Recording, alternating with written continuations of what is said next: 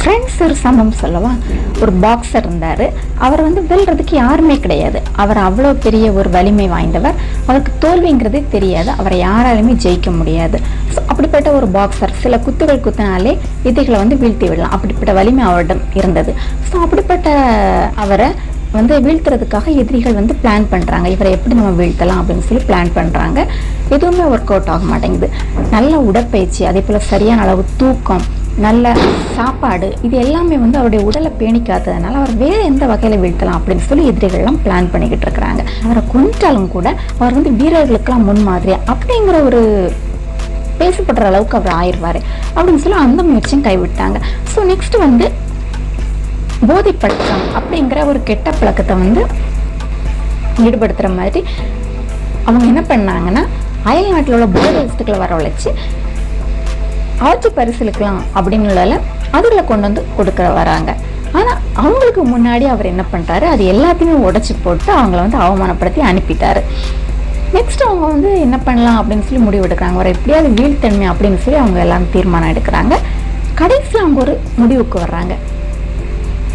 அவர் யார் வீழ்த்துறாங்களோ அவங்களுக்கு 10 லட்ச ரூபாய் பரிசு அப்படின்னு சொல்லி அவங்க அறிவிக்கிறாங்க. ஸோ 10 லட்ச ரூபாய் பரிசு ஒரு பெரிய தொகையாக காணப்பட்டாலும் அதுக்கு மேலே கூட அவருக்கு அவருக்காக கொடுக்கறதுக்கு அவங்கெல்லாம் ஆயத்தமாக இருந்தாங்க. இது எல்லாரும் கேள்விப்படும் போது அந்த 10 லட்ச ரூபாய் குறைவாக தான் தெரிஞ்சு. ஏன்னா அதை விட வலிமையாக என்ன கண்டுபிடிச்ச அவருடைய வீரம் காணப்படுச்சு. ஸோ அவரை எதிர்ப்பதற்கு யாருமே முன் வரல. அப்படி இருக்கிற டைம்ல ஒரு இளைஞன் என்ன பண்றான், இன்னொரு பக்கம் அவனு நல்லா பிராக்டிஸ் பண்ணிக்கிட்டு இருக்கான். ஒரு இளைஞன் சண்டை பயிற்சி நல்லா எடுத்துக்கிட்டு இருக்கான். அவனுடைய காதுல இந்த செய்தி படுது. அவன் என்ன பண்றான், சரி நம்ம அந்த வீரரை ஜெயிக்க பார்க்கணும் அப்படிங்கிறதுல அவன் ஒரு முடிவு எடுக்கிறான். ஸோ அவன் கூட உள்ளவங்க எல்லாரும் அவனை பயமுறுத்துறாங்க. வேண்டாம் வேண்டாம்ப்பா, இதுக்கெல்லாம் போயிடாத அப்படின்னு சொல்லி தடுத்து பார்க்குறாங்க.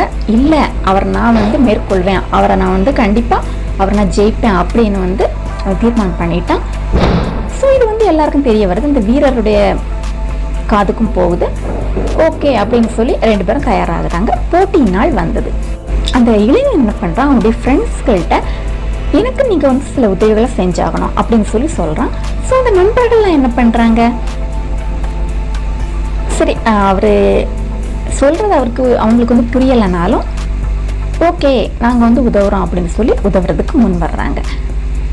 ஸோ இப்படி இருக்கிற டைமில் ஒரு முறை என்ன ஆச்சுதுன்னா, அந்த வீரருடைய வீட்டுக்கு அந்த இளைஞனோட நண்பர்கள் இருக்கிறாங்கள அவங்கள ஒருத்தரை அவன் அனுப்புகிறான்.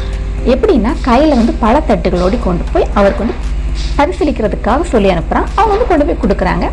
கொண்டு போய் கொடுத்து அவரை வாழ்த்துறாங்க.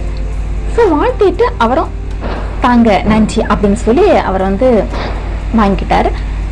அப்படி கொடுத்துட்டு திரும்பும்போது அந்த நண்பன் என்ன பண்றான்னா, என்னையா ஆச்சு உங்களுக்கு, பேசும்போது இப்படி மூச்சு வாங்குதே, கல்லு மாதிரி இருந்தீங்களே, உடம்ப பாத்துக்கங்க அப்படின்னு சொல்லி கிளம்புறான். எனக்கு மூச்சு வாங்குதா, நான் நல்லா தானே பேசுறேன். அவருக்குள்ளாடி ஒரு குழப்பம். நெக்ஸ்ட் மறுநாள் ஓட்டப்பயிற்சியில் அவர் ஈடுபட்டு இருக்கிற டைம்ல அந்த இளைஞருடைய இன்னொரு நண்பனை அவன் அனுப்புறான். அவன் என்ன பண்றான், அவர்கிட்ட போய் அவருடைய கையை குலுக்கி, ஐயா போட்டியில கலந்துக்க போறதா கேள்விப்பட்டேன், நான் உங்க தீவிர ரசிகன், இப்பவும் நீங்க தான் ஜெயிக்க போறீங்க, அதுல எந்த சந்தேகமே இல்லையா, ஆனாலும் முன்னால உங்க ஓட்டத்துல இருந்த வேகம் வலிமை இப்ப இல்லையே, உடம்பு எதுவும் சரியில்லையோ அப்படின்னு கேட்டு மெதுவா நகர்ந்தான். என்ன எல்லாரும் இப்படி கேக்குறாங்க அப்படின்னு சின்ன ஒரு பயம் அவருக்குள்ளாடி ஸ்டார்ட் ஆயிடுச்சு. ஸோ நெக்ஸ்ட் டே போட்டி நடக்கிற நாள் வந்துட்டு எல்லாரும் அவருக்கு வாழ்க்கை சொல்றாங்க. அவர் மேடையேற போகும்போது அந்த இளைஞனோட நண்பர்களில் ஒருத்தன் என்ன பண்றான், அவருக்கு பூங்குத்து கொடுக்கறதுக்காக வர்றான். அவர் அதை கையில வாங்கிக்கிட்டாரு. ஸோ அப்பா அவன் என்ன சொல்றான்னா, என்னையா எப்போ உங்க பிடி இரும்பு மாதிரி இருக்கும், இப்ப ரொம்ப தளர்ந்து போச்சே, என்னாச்சு உங்களுக்கு அப்படின்னு கேட்டு போயிட்டான். ஸோ அவ்வளோதான், அவருக்கு அப்படியே சோர்ந்து போயிட்டாரு. ஓகே, போட்டி ஆரம்பிச்சாச்சு. ஃபர்ஸ்ட் நல்லா தான் போய்கிட்டு இருக்கு. ஸ்பீடாக அடிச்சுக்கிட்டே இருக்கிறாரு. இப்படி இருக்கிற டைம்ல அவருக்குள்ளாடி அந்த சோர்வு வந்து இருந்து கடைசியில அந்த இளைஞன் வந்து என்ன செய்யறான், வெற்றி பெறான். அவர் முடியாம சாஞ்சு விழுந்துட்டாரு, அவன் வெற்றி பெறான். உடனே வந்து அவனை எல்லாரும் பாராட்டுறாங்க, அவனுடைய வீரத்தை தைரியத்தை வந்து பாராட்டுறாங்க. உடனே அவன் என்ன பண்றான், ஒரு புன்சிரிப்போடு நண்பர்களை உற்று நோக்குறான். ஃப்ரெண்ட்ஸ், நம்மளுடைய வாழ்க்கையில வந்து அதிகமா இருக்கிற வியாதியை விட கொடூரமானது என்னன்னா பயம்தான். சாத்தான் ஏற்படுத்தக்கூடிய ஒரு மிகப்பெரிய ஆயுதம் அவனுடைய தந்திரம். அந்த பயம் யார் யாருக்குள்ள வருகிறதோ அவர்கள் என்ன பண்ணுகிறார்கள், தோல்வியால வீழ்த்தப்படுகிறார்கள். ஸோ நம்ம வந்து பயம் தந்திர வார்த்தைகளை கேட்கும் பொழுது மனுஷனுக்கு பயப்படும் பயம் என்ன செய்வோம், கண்ணியை வருவிக்கும். ஏவாளோடு சபம் எனப்படுச்சு, தந்திர வார்த்தைகள் மூலமா தான் பேசுச்சு. ஸோ இதன் மூலமா இருளுடைய மனதை எனப்படுத்து கெடுக்கப்பட்டது. சாத்தான் இது போலதான் நண்பர்கள் அல்லது உங்களுக்கு அதிகமா நெருக்கமான நம்பியுள்ள இவங்க மூலமா என்ன பண்ணுவான்னா, தந்திர வார்த்தைகள் மூலமா அவன் என்ன செய்வான்னா உங்களோடு அவன் போராடுவான். இவ்வளவு நாள் வந்து நீ ஏன் வெயிட் பண்ற, இன்னுமா கிடைக்கும்னு நம்பிக்கிட்டு இருக்க, இதுக்கெல்லாம் நீ வந்து வெயிட் பண்ணிக்கிட்டே இருக்காத, இவன் வேலை போய் பாரு அப்படின்னு சொல்லுவாங்க. ஸோ அவங்க சொல்றதெல்லாம் நம்பி ஆமா நான் எதுக்காக வந்து வெயிட் பண்ணணும், நம்ம வேலையை நம்ம பார்த்துட்டு போக வேண்டியதான், நான் எல்லாம் இனிமேல் வெயிட் பண்ணிக்கிட்டு இருக்க முடியாது அப்படின்னு நம்ம என்ன பண்ணுவோம், சில நேரங்களில் திங்க் பண்ணுவோம். ஸோ அப்படியே நீங்கள் வந்து திங்க் பண்ணுறீங்களா? அதனால பெருமையையும் அகந்தையையும் தீய வழியையும் புரட்டுவாயையும் நான் வெறுக்கிறேன் அப்படின்னு சொல்லி ஆண்டவர் சொல்ற நாம் பார்க்கலாம். நீதிமொழிகள் 8:13 சொல்லுகிறது. ஸோ பலவீனங்களை நம்ம நோக்கி பார்க்கும் போது நம்ம என்ன பண்றோம், அதுக்கு வந்து அடிமையாகிறோம். ஸோ நம்ம பலவீனப்பட்டு போவோம் என்பதை நீங்கள் வந்து முதல் அறிந்து கொள்ள வேண்டும். பலவீனம் அப்படிங்கிற எண்ணத்தை தேவ பலம் அப்படிங்கிற ஒரு ஆயுதத்தால் நம்ம என்ன செய்யலாம், மேற்கொள்ளலாம்.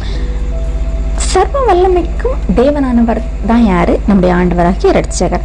அவர் வந்து நம்ம கூட தான் இருப்பாரு. அதை ஃபர்ஸ்ட் நீங்க திங்க் பண்ணுங்க. ஸோ விசுவாசனாலே பைபிள் நம்ம பார்க்குறோம், ராஜ்யங்களை ஜெயித்தார்கள், சிங்கங்கள் வாய்களை அடைத்தார்கள், பட்டய கருக்குக்கு தப்பினார்கள், யுத்தத்திலே வல்லவர்களானார்கள், அந்நியருடைய சேனைகளை முறித்தார்கள்.